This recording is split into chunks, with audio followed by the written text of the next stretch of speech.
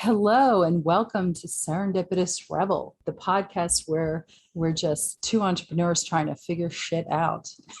Hi, I'm Wendy. And I'm Crystal. And today we're talking about one of the things a tool that we've used to help us figure shit out.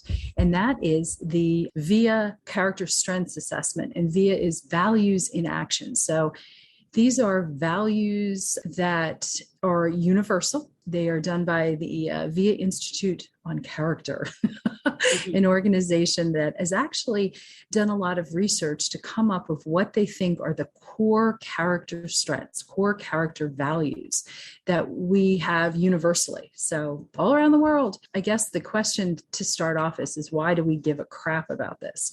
Well, character strengths are the positive parts of your personality that make you who you are. They make you authentic. They also make you engaged. They help light the fire under you. The strengths are characterized or categorized in three areas. You have your top strengths. You have what they consider the middle part, and then lesser strengths, which I wouldn't necessarily categorize as weaknesses as much as they're just either underdeveloped or in some cases just downright ignored. So just muscles that are not worked, kind of like my deltoid right yeah, in my arm, just like exactly that muscle that I have. Exactly. I just don't use it. Exactly. The interesting thing about this is now the second time that we're doing this. So we did it because it's about a year. Well, it's almost 2 years ago. Yeah. Wow. That's September 2020. So yeah, it's almost 2 years. That's a long time. Time flies during a pandemic. We decided to redo this, and it is interesting to see that this type of an exercise, it fluctuates, it changes. What you were thinking, 2 years ago can be completely different than today. There are 24 character strengths that build our own unique character. When you're looking at this, and we're going to sort of just dive into like what it tells us about us, but they're used to help boost confidence, to increase happiness, to strengthen relationships, to help manage problems, reduce stress, accomplish goals, build meaning and purpose. When it comes to work and you're looking at this, it also can help improve your work performance. For a simple exercise, a simple assessment, it offers a tremendous amount of value. I think that we learned a lot, and what we were able to do is look at this individually, and then it's possible to do sort of a team a team report. And I can say that this doesn't only have business uses. I have done this with my family, which was very interesting.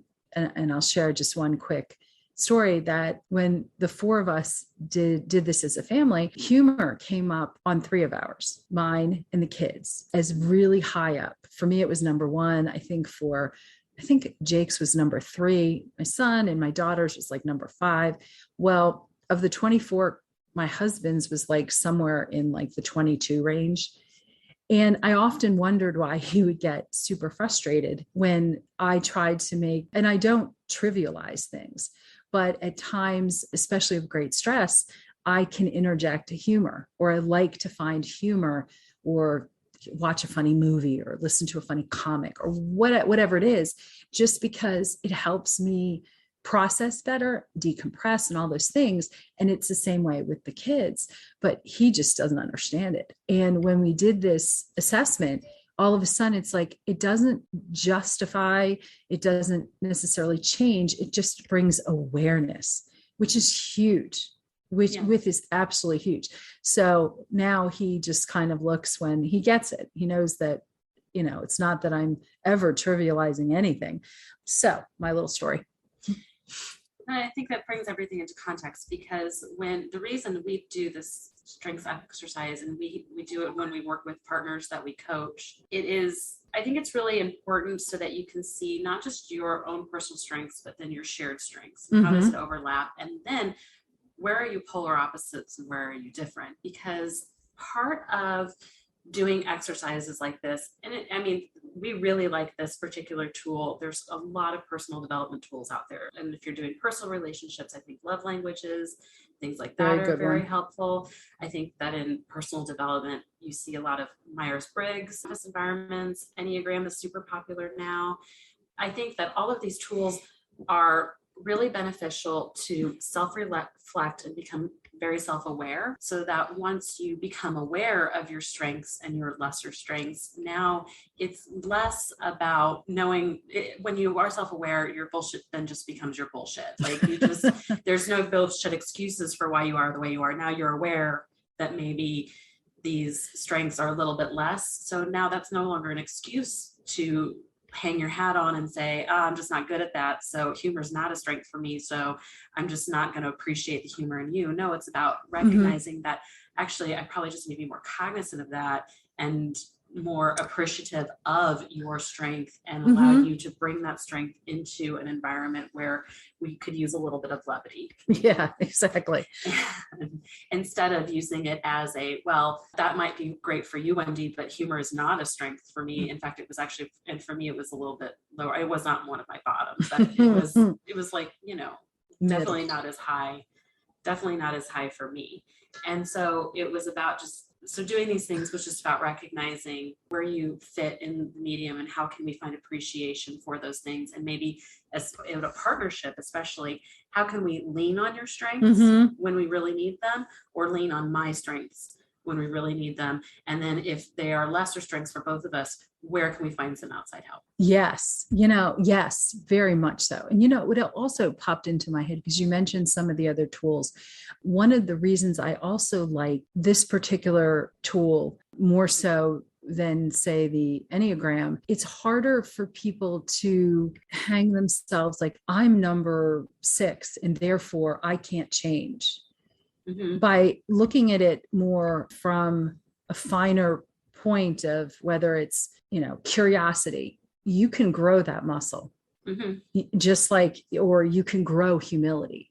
These are the things, whereas it's not packaged together in a way that says, well, you're lumped into this group, therefore I'm this and therefore I can't change, or I see that number in you and it's, you're not changing. And I think if you're positively using these tools, you can. But I think with what in our experience, what we've seen people, and I've had it done with me with Myers-Briggs. Well, of course you feel that way. You're an ENFJ. I don't even remember what I am. Yeah.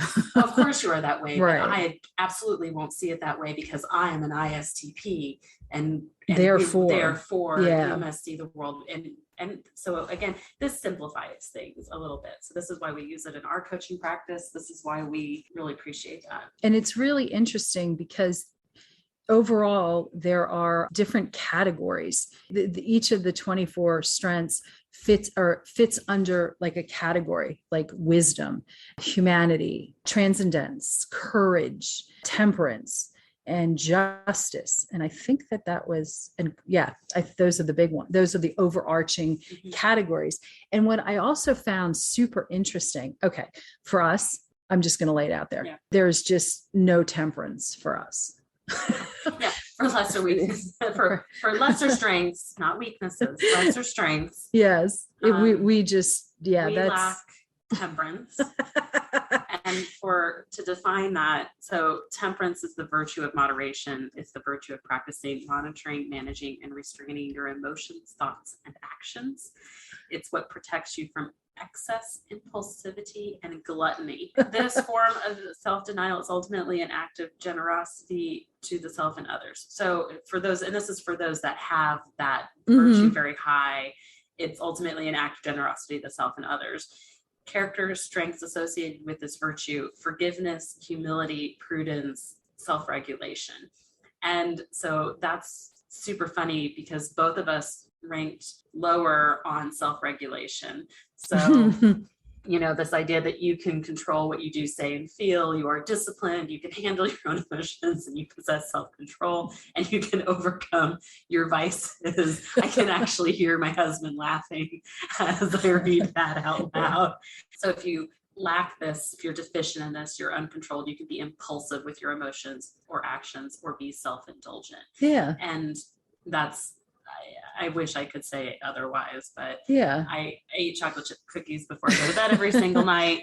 That's fun, tend in my to- humble I opinion. tend to indulge a lot in foods and other things. I am impulsive and I have very little my emotions really do run the show more than I would like them to. Well, and I think the interesting part of this for us is that we now know. So when it means, we can't go over limits, and we both contend to. Well, that's why we work with a woman who helps us with our accounting, our bookkeeping.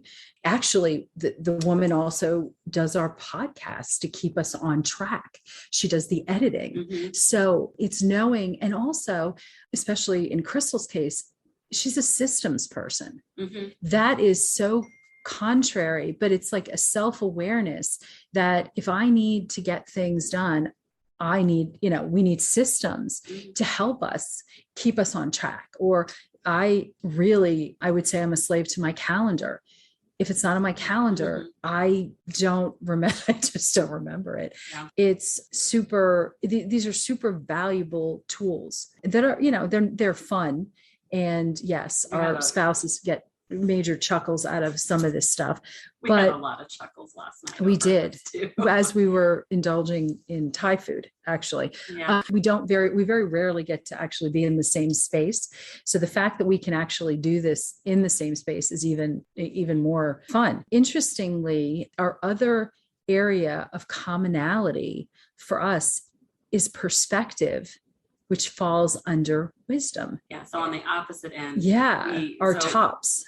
Where we don't have a lot of temperance, we make up for it in the In fact that wisdom. we have a lot of wisdom. And you have a lot of humanity, which is also a good thing. Occasionally. Well, yeah, I think it's interesting because perspective in wisdom, like we can view a situation from different perspectives. We see connections between events and therefore understand a situation better. Others can appreciate your insights and wise counsel. You can take other people's ideas and opinions into account. One, I think that's what makes us good at our job. Yeah. It makes us, it's why I think we both identify as fellow empaths. I think it's very easy for us to put ourselves in the position of our clients to see things from different perspectives, but also to play devil's advocate in certain situations, which can lead us.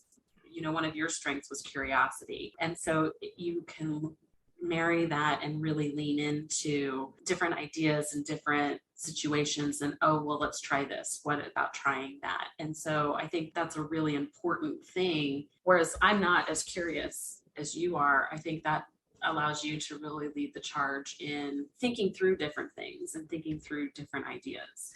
Well, and I think it offers a balance because I do not have as great of an appreciation of beauty. It's not that I don't like things. It's just the way I process and I function. I don't necessarily notice. Mm-hmm. Whereas you do have that sense where you notice things much easier and quickly than I do. You can't work on everything. No. But it's fun to also. I don't see me working on forgiveness. Yeah, right. So real quick, just list what your top 5 were and what were my top 5. Oh, okay. So my top 5, that would be Wendy, since maybe you recognize my voice by now. My top 5 were humor. Sorry, I just immediately start to giggle. Love of learning, fairness, perspective, and curiosity. And Crystal's top 5, perspective, love, appreciation of art and beauty, kindness, and honesty. It's interesting. We have one overlap in terms of perspective, which I think is really important as coaches and consultants, also in a partnership. And we're very well balanced in terms of the other. And also, I think there's some overlap. In some cases, if you think about it, fairness and honesty or fairness and kindness, there's a good compatibility. This is just a tool that I think so highly of. It's actually in a very important part, this self-awareness in positive psychology. Mm-hmm. I agree. I think that you need to be able to have a baseline so you know where to start. And then as an entrepreneur in general, I think you have to have a growth mindset. And again, this is where it comes into play that this is not to say, I'll list my bottom five. My bottom five were humility, forgiveness, creativity, judgment. I feel like I'm missing self-regulation. Yeah. Okay. That does not mean that I get to be a big egomaniac that doesn't forgive anybody. And what was it? For judgment, you don't reflect on your own and other people's behaviors. You come across as naive. Oh, Which I know. And so I think, again, these things are, I mean, take that all with a grain of salt, right? Like, I guess if I wanted to be the worst version of myself, I'm a narcissistic egomaniac that's like just this huge jerk. In reality, I wish I knew this ahead of time. No. Dun, dun, dun. Yeah. You've been warned. Yeah. So I think but if you can take that and you can say, okay, yeah, we all have the worst version of ourselves, yes. right? The lowest, our lowest form. Okay. Most of us don't operate in that area. I think it's like understanding that in stress or in super negative situations, the worst of us can always come out. Again, that's not an excuse for my crappiness to come through. It would be then the opportunity to say, okay, I know I have a tendency to maybe be a little bit grudgy, sometimes come across as naive and not use good judgment and weigh out evidence fairly, or like conforming to the well-known path, like sticking to the status quo. So that means from one of my strengths, I need to maybe lean on my partner's strengths of curiosity and other things to kind of help me pull through and be more creative and more in alignment with ideas. And I know that's even come up in some things where Wendy has maybe challenged an idea or challenged wording in some things. The first time I heard it, I was like, oh my gosh, she's coming up with a whole new thing. Well, actually, no, I needed to like flex my creative muscle, which I don't flex as much, and go, oh no, she's actually just saying it in a completely different way, coming at it from a different angle. And the ability to know this, just the knowledge to know, it's so important, because as we know, what people say can be interpreted in so many different ways, but having knowledge is so important. And one of the tools that can be used is not only to really, how do you use your highest strengths to help you, whether in good times or bad. I'll be very honest. If it wasn't for humor and love of learning, I don't know how I would have survived the pandemic. I really, not even realizing what I was doing, I completely leaned into doing certifications and taking courses, and knowing that the love of learning is a reason I can get out of bed in the morning. And then, of course, turning on the humor. But so it's not only really using your strengths as strengths, also it can be to look at one of your lesser ones to help to build that muscle.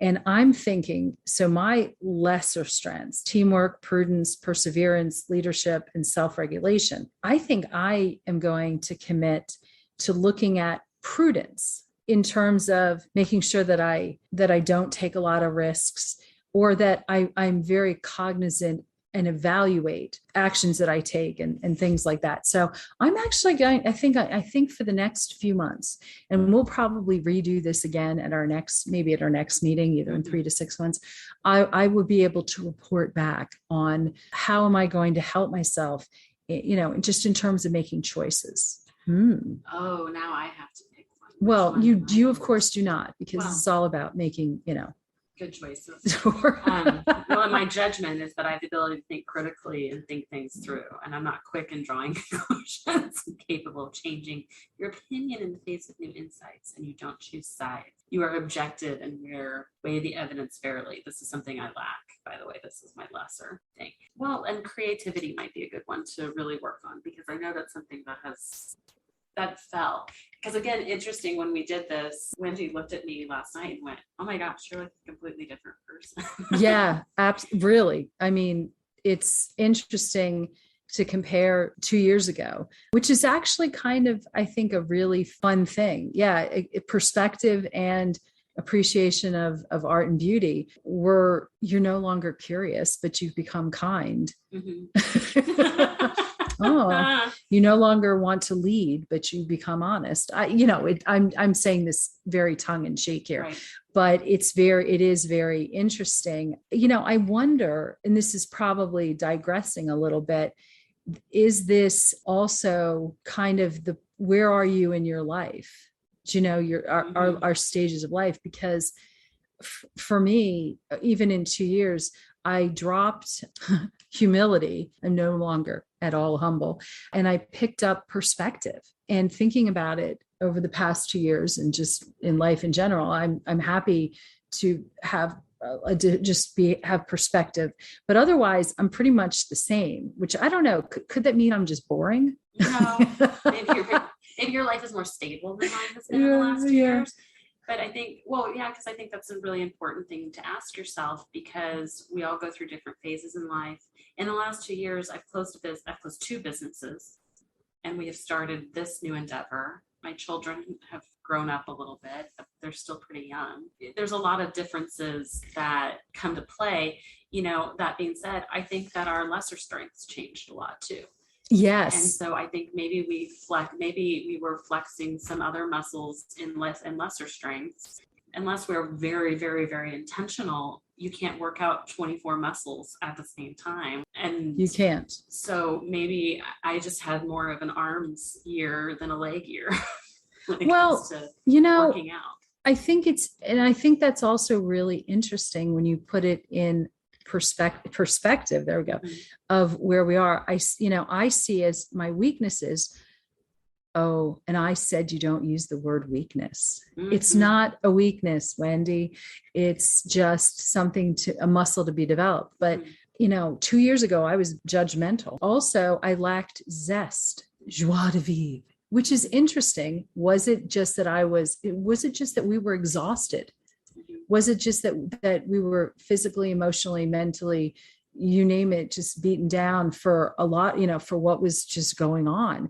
Is it now that I feel more, and I look at this and it makes me think, well, if I've given up judgment and replaced it with teamwork and zest for leadership, is it because I feel comfortable that I don't have to be always leading, and that I'm comfortable with, both my personal and professional life, that I can relax and not, and it's so, again, this allows for a tremendous amount of introspection that I think is super helpful. And as we move forward in terms of looking at this and creating a culture for serendipitous rebel, I think this is so important. I agree. There are so many different external factors also that really do affect who we are. Like some of us are more emotional or more environmentally affected than others.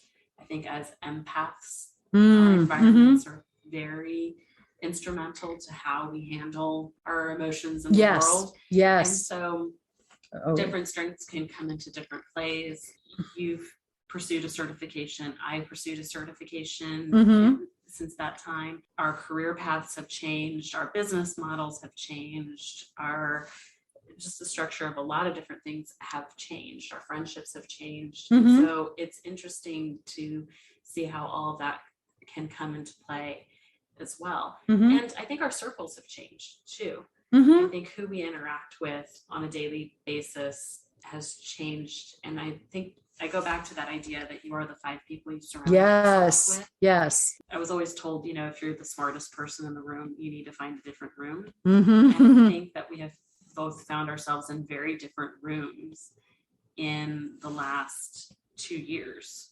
Our colleagues have changed, who we collaborate with has changed, who we seek advice from has changed, who we seek as mentors has changed, our coaches have changed. Yes. And so that probably also has a really big effect on how our strengths have changed. Oh, yeah. As well. Yeah. Yeah. Oh, I hadn't really thought about it at that type of holistic level, but I think that's exactly right.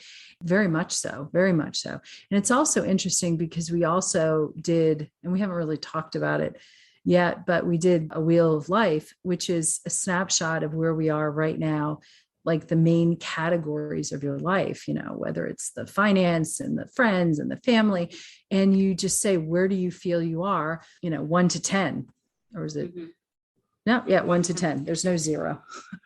It's interesting as well. I think about it as well. My life is pretty even right now. Mm-hmm. I see that there's a couple areas I listed as sevens, but otherwise, and I don't do tens because I always like to feel like it's not like I'm the teacher who says no one's paper is ever perfect. But I like to also realize that my life is never perfect. So, but yeah, my life is very much a 7 to a 9. Yeah, mine was a little bit more skewed. I think that my family and friends were at a 9 and everything else was a little bit more of like 5, 6 lower. But again, that was insightful to say, okay, maybe I just need to work at flexing and prioritizing some of these different muscles. And now, am I going to work at making career and work much higher than a 7? Probably not. But you don't have to. But I think my fun really could use a little bit of a boost. I think my spirituality could use a little bit of a boost. I think that health and fitness could probably use a little bit of a boost, which probably those 3 all tie together. Yes. I think they do. Yeah. But, that being said, I think with family and friends, partner in love, growth, community, I rated high. So interesting. These exercises, again, could just be very, very interesting. And we will link to some resources in the show notes for these. I think it's helpful to be reflective. And, we did this exercise with some of our coaching clients and who are partners. And again, it was just very interesting to see where they overlap. It was not a surprise. Yeah. Oh, yeah. Where they overlap. Yeah. I think if you're working on branding, I think if you're working on values, I think if you're working on all of these things, these are great places to start because they help you identify. When we write out the Serendipitous Rebel core company value, we are incorporating a lot of these things into them. That's right. We highly value humanity and wisdom. Right. That goes without saying. And I know, and if you look at our like Instagram, there are a lot of pictures of us not being temperate. Like, oh, here's a picture. We posted a picture yesterday of us drinking a cocktail at lunch. Yeah. Oh, that was great judgment. I don't care what you say. That's my lack of humility. Oh my gosh. I'm just trying to be funny. Humor. But it actually, and that is a really interesting piece of it that we could probably do an entire other podcast of how you can translate your values and strengths actually into your branding, into your imagery, and how, because people will look at things and how the images that you share, the words that you use can really make you come across as being just as you are, being so authentic. Or it could be like, what were you telling me about Vermont Public Radio? Kansas Public Radio. Kansas. I'm sorry. Yeah. So totally wrong. So when you look at, I went to the University of Kansas. I graduated with a degree in journalism and with an emphasis in strategic communications. And for one of my final campaigns projects at AU, you're given an actual real world client. You're given a marketing budget. How cool is that? And you have to pitch the client a marketing campaign. And while my team scored the highest in design, in creativity, in aesthetics, in copy, which I think is so interesting, that apparently was very creative back then. This was very, very high. We had the most artistic, most visual, the best timed presentation. We completely missed the mark on branding because we were not flexing to the values and strengths of the client. We were flexing to we were projecting our own personal values and strengths to it. And so the imagery was off. I think in one of the campaign imagery, there was a mountain. It was Kansas Public Radio. That's why I said Vermont. No. Yeah, so it was Kansas Public Radio, and we put a mountain there. And again, I think it was just projecting, we had these, at least I did. This girl from Kansas had this dream of this life in mountains. And so it's just, what did I appreciate or want of the world, and projected it into a lot of the campaign imagery of my clients. So I was picking pretty pictures, but they were not in alignment with the client. So they said ultimately they could not go with our campaign because, and you know who they picked? the campaign that used sunflowers in the campaign imagery. And again, because that was so much more on brand. Wouldn't it have been interesting if the lead or your contact had actually done such something like along this way? Mm-hmm. And, it could have been, I think that having these types of tools are really powerful and really understanding, because as we know, or as we come to know, branding isn't just it isn't just pretty colors. It's not just your logo and your color palette. It's understanding who your target market is and bringing it into line with who you are. And it's that sweet spot that intersects right there.